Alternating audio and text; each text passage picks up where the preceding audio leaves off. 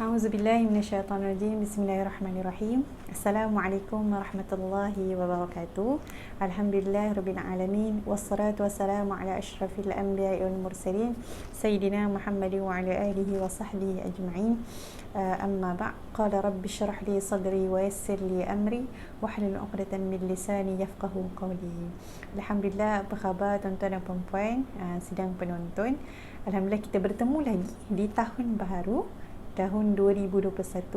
Mudahan kita dipenuhi dengan segala harapan, segala azam, dan juga mudah-mudahan niat-niat yang kita bawa ke azam ke tahun baru ini adalah niat-niat yang mudah-mudahan Allah berkati dan juga Allah redai. Baik, insya-Allah pada pengajian Usrah Wanita kita pada hari ini, saya akan menyambung topik daripada buku hadis Arba'in, hadis 40, karangan daripada Al-Imam An-Nawawi. Okay. Jadi pada 2020 kita telah habis sehingga kepada pengajian hadis yang ketiga. Maka hari ini kita akan sambung kepada hadis yang keempat, berkaitan dengan penciptaan dan ketentuan takdir manusia. Baik, saya akan bacakan hadis, kemudian kita akan rungkaikan satu persatu apakah elemen ataupun perbincangan yang dibawakan oleh Syekh Al-Imam An-Nawawi di dalam kitab hadis ini. Baik, kita mulakan. An Abdullah bin Mas'ud qala, daripada Abdullah bin Mas'ud berkata, haddatsana Rasulullah sallallahu alaihi wasallam wa huwa as-sadiqul masduq. Telah menceritakan kepada kami, iaitu Rasulullah sallallahu alaihi wasallam, yang merupakan seorang yang benar lagi dibenarkan. Maksudnya dibenarkan oleh para sahabat, terbukti dia ni adalah seorang yang benar, kan.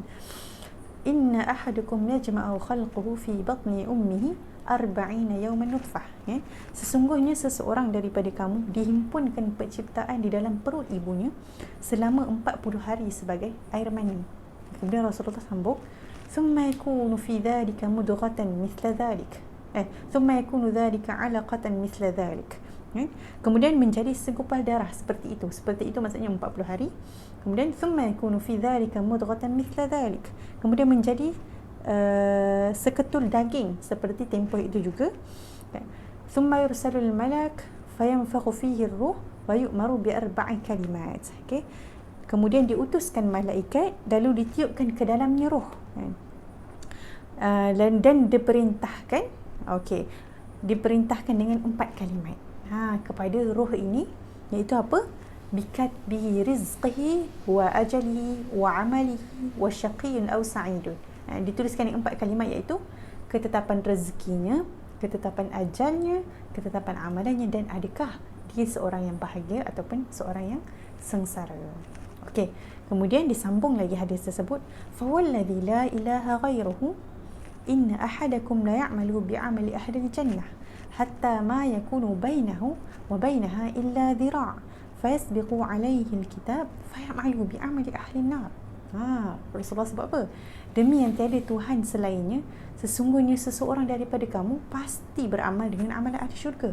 Sehingga apa? Jarak, dia kata, jarak di antara dia dengan syurga tu tidaklah jauh, melainkan sehasta, tetapi ketentuan kitab telah mendahului ke atasnya, maka dia beramal dengan amalan ahli neraka, maka dia masuk neraka. Kemudian Rasulullah sambung, wa inna ahadakum la ya'malu bi'amali ahli nar hatta ma yakuna bainahu wa bainaha illa dhira' fayasbiqu alayhi alkitab fayamalu bi'amali ahli aljannah fayadkhulaha. Dan ada juga di antara kalian beramal dengan amalan ahli neraka, sehingga nak kata jarak antara dia dengan neraka itu sehasta, tetapi kitabnya ataupun ketetapan yang telah mendahuluinya, maka dia beramal dengan amalan ahli syurga, lantas dia masuk ke dalam syurga. Ini daripada riwayat Bukhari dan juga Muslim. Okey, dia dalam hadis ini dia berbincangkan tentang beberapa elemen lah. Antaranya adalah elemen penciptaan manusia. Jadi saya tak nak kupas terlalu panjang lah tentang penciptaan manusia ni, kerana telah disebut juga dalam surah Al-Mu'minin tentang penciptaan manusia, kan, bagaimana pertemuan sperma dan ovum. Cuma saya nak sebut, tekankan di sini bahawa Islam tidak pernah bertentangan dengan kajian saintifik. Malah penemuan sains yang baru, maksudnya dalam dunia moden ni, membuktikan lagi keesaan dan kekuatan Allah Subhanahu Wa Taala sebagai Tuhan yang mencipta, yang menguasai dan mentadbir alam ini, kan. Sebab Rasulullah sebut hadis ni 1400 tahun dahulu. Kemudian baru datang bukti-bukti sains yang mengukuhkan kekuasaan Allah Subhanahu Wa Taala. Baik, poin yang kedua adalah saya nak bercerita tentang apabila kita ditiupkan, apabila kita hidup di dalam alam roh, kan, kita sebenarnya kita telah berjanji kepada Allah Subhanahu Wa Taala bahawa kita akan menyembahnya, bahawa kita akan beribadat kepadanya. Tapi apabila kita lahir ke dunia, kita seolah-olah lupa dengan janji kepada Allah Subhanahu Wa Taala. Jadi Allah telah sebut bahawa 4 ketetapan ini Allah telah kunci lah, kita panggil lock. Kita dah lock dia. Okay? Antaranya adalah rezeki. Rezeki ni tuan-tuan dan puan-puan, kita jangan pandang dari sudut material. Kita nampak orang ni berduit, orang ni kaya, orang ni ada apa lagi, orang ni mungkin ada kemewahan lebih daripada kita. Kita hanya nampak rezeki itu dari satu sudut yang sangat sempit. Apabila kita nampak rezeki ni adalah dari sudut material, kita nampak dari sudut kebendaan, kekayaan, duit yang nampak secara zahir. Sedangkan rezeki ini adalah rezeki ketenangan, rezeki kebahagiaan, rezeki ada keluarga yang soleh, rezeki ada jiran yang baik, rezeki ada apa lagi? Semua itu adalah rezeki yang mana Allah bagi tidak pernah salah alamat. Semua Allah telah takdirkan bahagian rezeki masing-masing. Mungkin rezeki material itu hanya sedikit sahaja bahagian daripada rezeki yang Allah kurniakan. Rezeki diberikan kesihatan yang baik, kan? Rezeki dapat tinggal di dalam rumah yang selesa. Di kala sekarang ada sahabat-sahabat kita yang mungkin sedang ditimpa musibah banjir, kan? Kita kena rasa bersyukur, rasa muhasabah, sebab kadang-kadang kita terlalu membandingkan kehidupan kita dengan kehidupan orang lain. Lebih-lebih lagi kita tengok orang tu lebih daripada kita. Jadi mulalah timbul hasad dan dengki bila kita tidak percaya tentang ketetapan rezeki Allah bagi pada kita. Kita akan mudah untuk mengungkit, kita akan mudah untuk dengki-mendengki. Okay? Jadi semua itu kita minta dijauhkan. Kita minta agar kita menjadi hamba yang sentiasa bersyukur. Sebab Allah sebab apa? Apabila kamu bersyukur, maka akan aku tambahkan nikmatku kepadamu. Jadi jadilah kita hamba Allah yang bersyukur, kan? Bagaimana Allah memberikan kita nafas setiap hari tanpa perlu bayaran, free of charge, kan? Kita tak pernah pun terlintas untuk bersyukur kepada Allah Subhanahu Wa Taala. Cuba bayangkan Allah tarik nyawa kita mungkin dalam 5 minit ataupun 5 saat sahaja, kan? Apa perasaan kita? Kita pasti akan menjadi orang yang paling bersyukur. Sebab apa? Sebab Allah kurniakan rezeki untuk bernafas di bumi Allah Subhanahu Wa Taala ni untuk menjadi apa? Menjadi hamba Allah yang terbaik. Okey, kemudian rezeki. Yang kedua adalah ketetapan ajal. Okey, saya nak ceritakan kepada tuan-tuan dan puan-puan. Mungkin ada yang dah pernah tahu kisah tentang Bandun Akhir. Bandun Akhir ni adalah maksudnya banduan yang dia akan dihukum dengan hukuman gantung sampai mati. Maksudnya dia telah ditetapkanlah hari-harinya dan juga sekian-sekian waktunya. Okay. Jadi bandun akhir ni dia akan ditempatkan di dalam sel yang khusus. Biasanya dia akan bahagian dalam penjara. Dan biasanya kita akan lihat bagaimana bandun-bandun akhir ni menghabiskan masanya dengan beribadah kepada Allah, memohon ampun, solat taubat, menulis wasiat kepada kaum keluarga. Sebab kita dah tahu, kan, maksudnya kita akan mati, dia tadi gantung. Ini adalah kisah bandun akhir. Okay. Tapi nak cakap tentang ajal, walaupun hakim kata okey, banduan hamba Allah ini akan digantung sampai mati pada jam 10 pagi, tetapi ajalnya ataupun kematiannya itu belum tentu pada jam 10 pagi. Boleh jadi Allah angkat nyawanya itu, Allah cabut nyawanya itu, cabut rohnya itu pada jam mungkin 10-5 minit pagi. Jadi kuasa Allah ataupun rahsia ajal ni hanya Allah yang tahu. Kita pernah tengok, kan, di dalam sebuah kejadian aksiden, kan, terbalik macam teruk sangat. Tetapi rezeki, maksudnya ajal, tiba-tiba ada seorang budak kecil bayi mengangkat keluar, selamat. Nak cakap ajal maut tu memang di tangan Allah Subhanahu Wa Taala. Kita hanya adalah hamba yang kita layak untuk berdoa, memohon, dan yang pasti kita semua akan menemui ajal.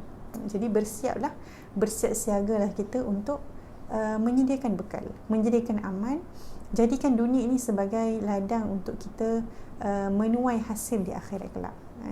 Okey.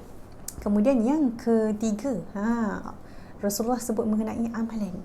ada tadi kan, maksudnya bagaimana seorang itu daripada kehidupan awalnya telah beramal sebagai amalan ahli syurga. Maksudnya memang baik, pergi masjid, solat, tak tinggal, buat baik dengan ibu ayah. Tetapi mungkin ada disebabkan satu perkara, contohnya mengumpat.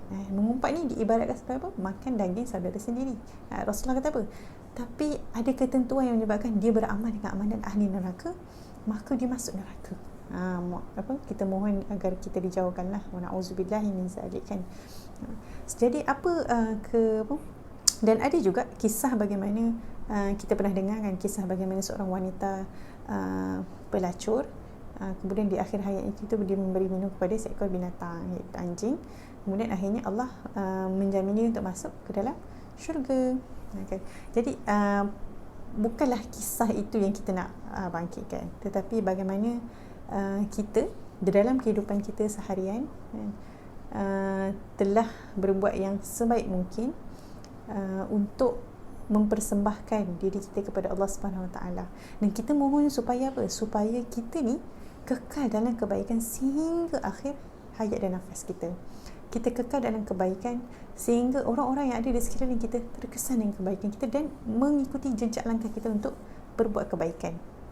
Kita sangat takut apabila kita menjadi asbab kepada orang lain, menjadi contoh untuk kita buat jahat, ataupun kitalah host membawa, kitalah host apalagi mengumpat saudara kita yang lain. Kita tak nak.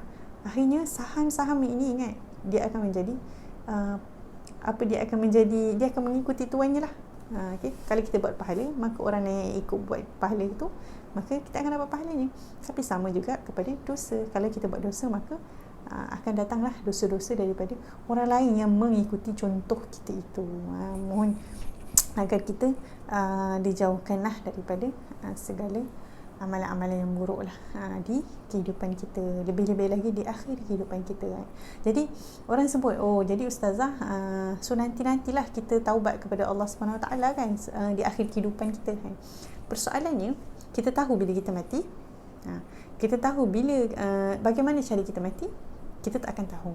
Jadi persediaan itu adalah sepanjang hidup. Kita tak boleh tunggu, nanti dah tua, betul ke kita akan mati waktu tua? Betul ke kita akan mati dalam keadaan sihat? Ada orang mungkin waktu sekarang dia baru merasa menyesal tak dapat solat di masjid. Sebab apa? Sebab dia kata nanti ada masa barulah nak pergi masjid, untuk lelaki lah ya. Tiba-tiba pandemik COVID-19 yang menyebabkan tiba-tiba kita tak dapat solat di masjid, solat Jumaat. Berapa lama dah kita tak solat Jumaat? Untuk lelaki lah. Ataupun kita rasa biasa je kita tak solat Jumaat, kena rasa kosong kan, bagi para lelaki. Sebab solat Jumaat ni wajib untuk para lelaki kan. Kena rasa perkara-perkara tu adalah amalan-amalan yang penting bagi kita. Jangan kita rasa tenang, kita rasa biasa sahaja kan. Sebab apa? Sebab amal kebaikan kalau tak dididik, tak dikonsistenkan, mana mungkin dia akan menjadi satu tabiat. Adakah kita boleh tiba-tiba solat taubat di dalam kehidupan kita yang sebelum ni dipenuhi dengan segala maksiat? Mustahil. Walaupun kuasa Allah, tapi mustahil secara adatnya itu mustahil untuk berlaku. Maka kita kena rancang kematian kita itu dengan segala amal kebaikan. Bagi saya macam ni, contoh mungkin para ustazah, para da'i-da'iyah yang telah berdakwah di media sosial, teruskan kebaikan anda. Tapi saya mohon tak kisahlah pada siapa-siapa pun yang menegur mungkin kesilapan, ada beberapa orang kan yang kesilapan, mungkin mereka yang telah melakukan kesilapan, maafkan dan juga dakwah mereka, tapi jangan hukum mereka. Okay? Sebab bagi saya kita pun tak tahu apakah pengakhiran hidup kita. Jadi tugas kita berdakwah, menyampaikan, menegur dengan penuh hikmah. Jadi terpulang pada dia untuk menerima atau tidak. Setidaknya kita telah lepas daripada tanggungjawab kita untuk berdakwah. Okay? Baik, kemudian disebutkan juga tentang bahagia ataupun sengsara orang ini. Dia ada ceritalah tentang semua itu telah ditentukan oleh Allah Subhanahu Wa Taala.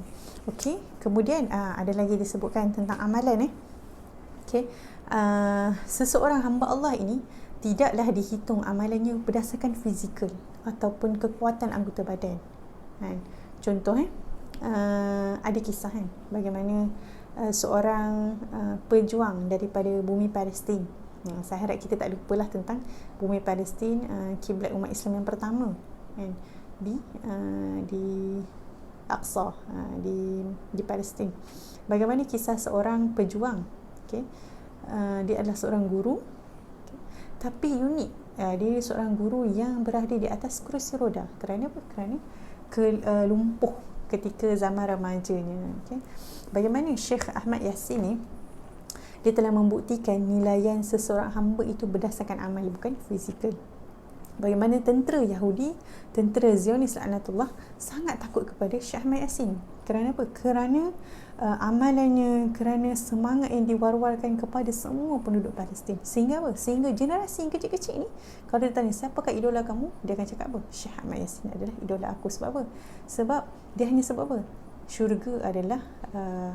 Syurga dan redha Allah itu adalah matlamat aku. Syurga dan redha Allah itu matlamat. Itu sahaja yang diulang-ulang. Dan kita tahu bahawa orang yang mati dalam keadaan syahid ni, dia bukan bukan kaling-kaling. Bagaimana kehidupan dia di waktu hidup. Bukan kehidupan dia bukan bersenang lenang, boleh pergi maksudnya hidup biasa-biasa, hidup biasa-biasa je, tak kan. Dia mencipta sejarah dia. Dia mencipta bagaimana kematian dia. Mencipta bagaimana rupa bentuk kematian ataupun kehidupan dia selepas dia mati nanti kan. Itu adalah kisah tentang Syekh Ahmad Yasin yang mana bukan dinilai sebagai fizikal. Kemudian mengenai sebagai hamba kita wajib berusaha beramal dengan kuat dengan penuh keikhlasan dan ada ilmu. Sebab tu kita mengharapkan segala amal yang kita buat tidak menjadi debu-debu yang berterbangan, tidak menjadi sekadar berat tetapi kosong. Dia banyak tetapi kosong sebenarnya. Sebab apa? Sebab akhirnya amalan yang akan diterima oleh Allah ni adalah amal orang-orang yang benar, orang-orang yang sadiq. Sadiq ni dia lebih tinggi martabat dia daripada syahid. Sebab ada juga orang-orang yang syahid, para syuhada yang mati, yang meninggal, tapi Allah tidak menerima kesyahidannya. Kerana apa? Kerana tidak ada benar di dalam hati. Maka kita kena jadi manusia ataupun hamba Allah yang sentiasa benar dalam perlakuan, yang benar dalam niat kita, yang benar dalam tindakan dan amalan kita. Supaya apa? Supaya setiap amal yang kita lakukan menjadi pahala ataupun menjadi sesuatu yang dikira oleh Allah Subhanahu Wa Taala di akhirat kelak. Dan yang paling penting lagi, setiap amalan itu bukan sahaja perlu ikhlas, bukan sahaja perlu benar, tapi dia mesti beramal dengan kuat. Kita tunjukkan usaha kita sungguh-sungguh. Contoh, kalau kita masih belum tahu untuk baca Al-Quran, kenapa kita tak cari guru Al-Quran? Sekarang ni guru Al-Quran secara offline ada, secara online ada kan. Cari sepenuh hati kita. Kita sebenarnya tinggal nak je di zaman yang penuh teknologi, zaman moden ni, semua di hujung jari kan. Kemudian satu lagi, kena ada ilmu. Jangan kita memandai-mandai kan, melaksanakan suatu amal itu tanpa ada ilmu. Kita dengar daripada ceramah YouTube, kita dengar daripada ceramah sekian-sekian potongan-potongan sahaja, kemudian kita beramal tanpa kita tahu di mana sumber-sumber amalan-amalan tersebut. Kita takut kita telah membuat bid'ah ataupun kita membuat satu amalan yang mungkin tidak ada pun dalam sunnah ataupun dalam Al-Quran. Na'udzubillah min zalik. Jadi ingat, sebagai hamba kita wajib berusaha beramal dengan kuat, dengan ikhlas dan benar. Kemudian mesti ada ilmu. Cari orang yang betul-betul berilmu untuk kita belajar. Belajar. Kemudian yang kelima, setelah kita buat semua amalan, ini paling penting, jangan riak. Bersihkan hati kita. Kerana apa? Setiap pahala itu yang Allah bagi adalah atas rahmat dan belas kasihan Allah je. Kalau Allah tak ada kasih bagi rahmat bagi kita, maka tak ada pun pahala buat kita. Jadi jangan riak. Contohnya kita dah berjaya bangun contohlah ada orang berjaya bangun tahajud setiap hari, alhamdulillah kan. Tapi jangan kita riak ataupun tiba-tiba upload dekat Facebook ke, status ke, alhamdulillah bangun tahajud hari ni kan. Orang lain bangun tak. Status ini akan menunjukkan bahawa mungkinlah orang lain rasa biasa, tapi dalam hati kita timbul sikap riak. Riak inilah adalah syirik kecil yang mana Allah tidak akan terima dia sebagai amalan. Maka sia-sialah ibadah yang kita dah buat di malam hari tetapi Allah tak nilai. Okay?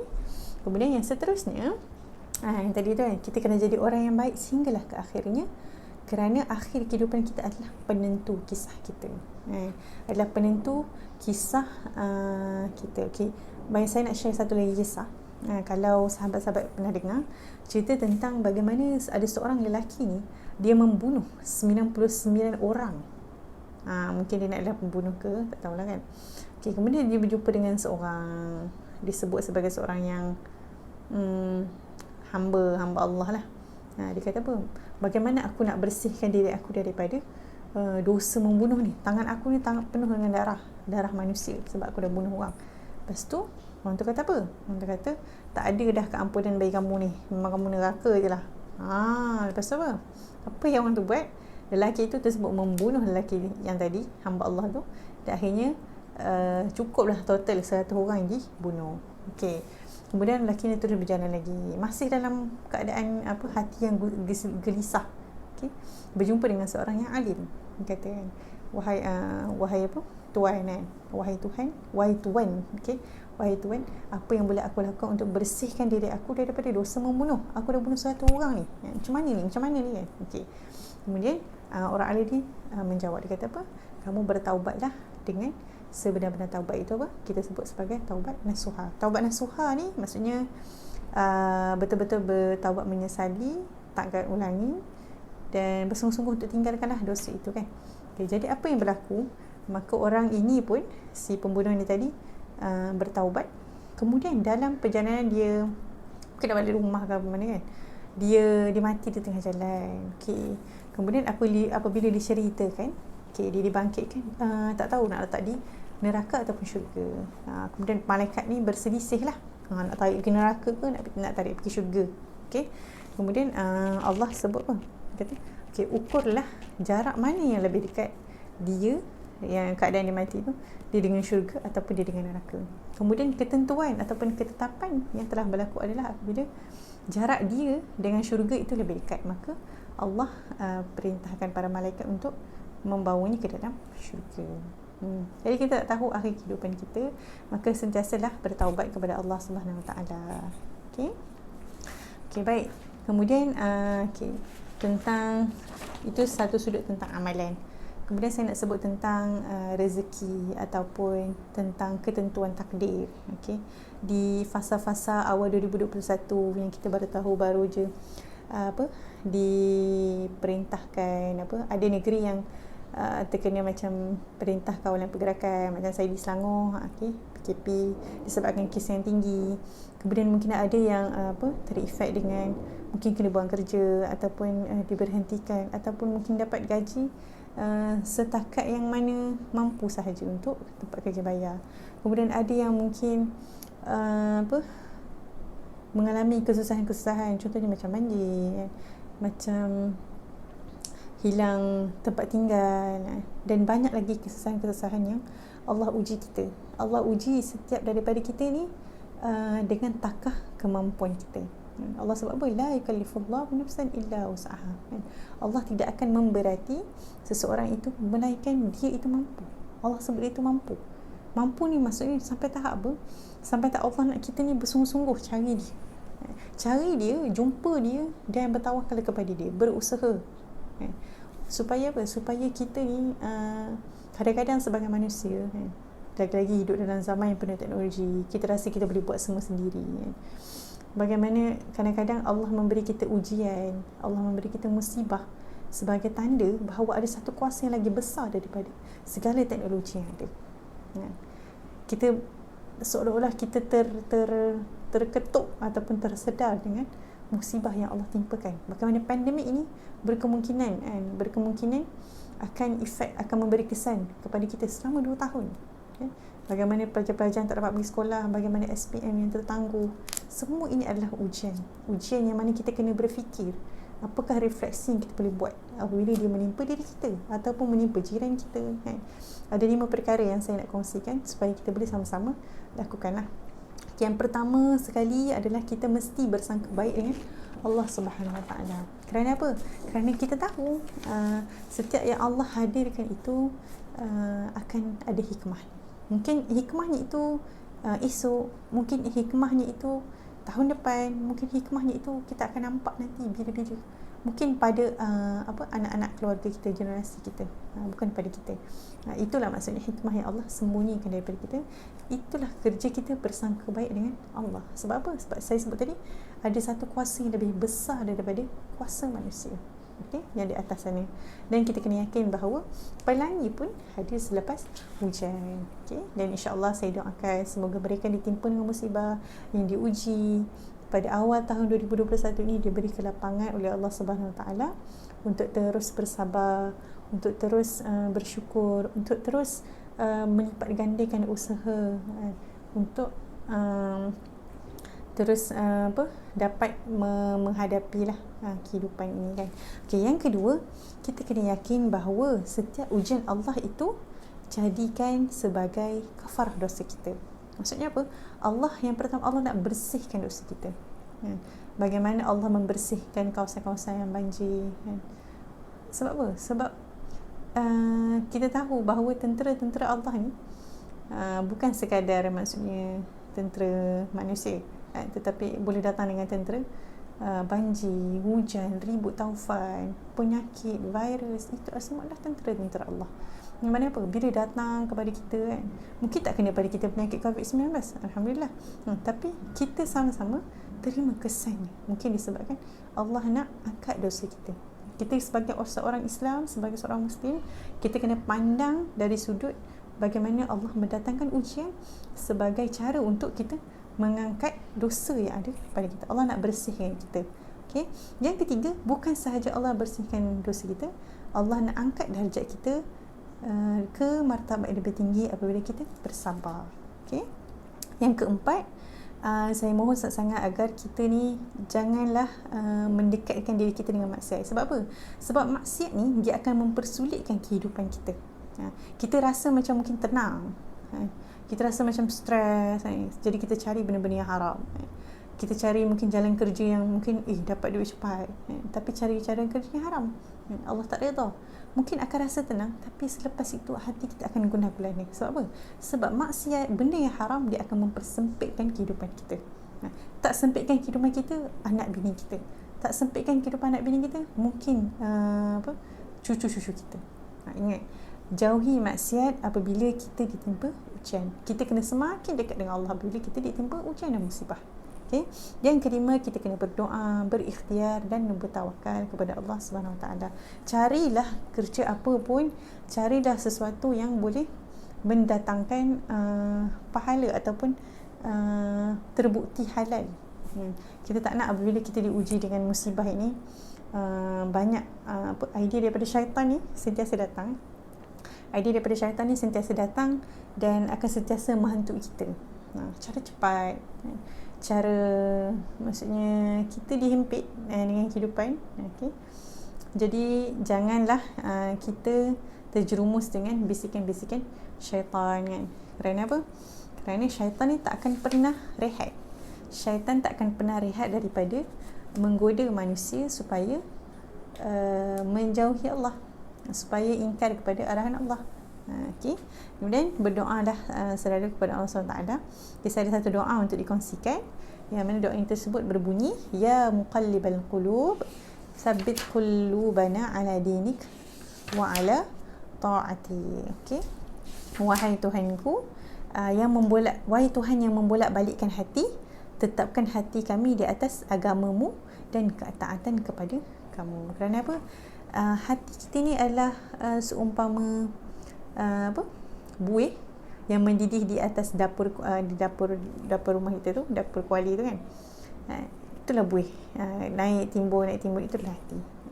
Bagaimana mudahnya hati ni untuk berbolak-balik kan. Kadang-kadang kita rasa macam Allah tak sayang aku dah ke kan. Kadang-kadang kita rasa macam Allah saja nak uji aku.